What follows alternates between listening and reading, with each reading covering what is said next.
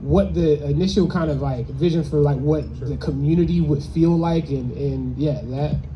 Sure, the Jefferson, this is the street that we're on right here, it was a lot of people and families from Louisiana were settling right here. So businesses up and down the street were some of my grandparents' neighbors, friends, and even relatives.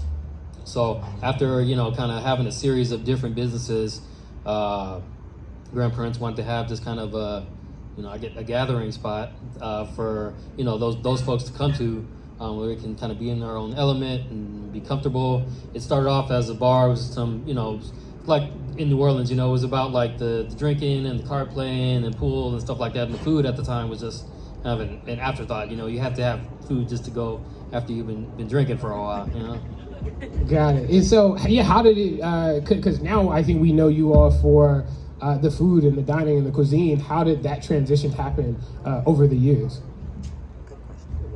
That transition really happened with Ryan's dad.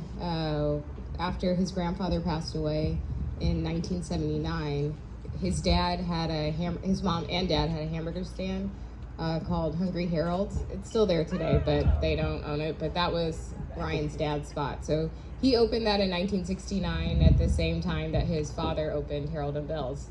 And so when he passed away, none of their other children wanted to take over the restaurant. So my mother and father-in-law sold Hungry Harold's and then purchased Harold and Belle's. This is also where a long-standing rumor comes from, that Harold and Belle's is owned by Asian people. And it's a persistent rumor that's gone on for like 20 years, but it's because they sold Hungry Harold's to a Vietnamese family.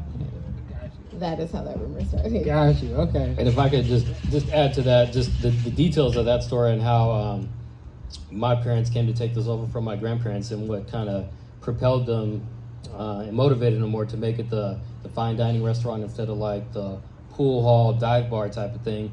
Because the place where my grandparents had it, it was a joint. It had pool tables, jukebox, go-go dancers, and it was just liquor, very little food. And it was still, even then it was, not the best of neighborhoods, and it was kind of rough. So there was a fight one day at the pool tables, and my grandfather went to break it up. And one of the gentlemen hit him over the head with the pool cue, and that's how my grandfather ended up passing away later on in the week.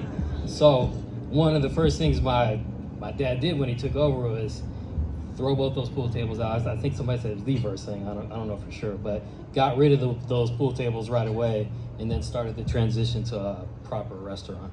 Got you.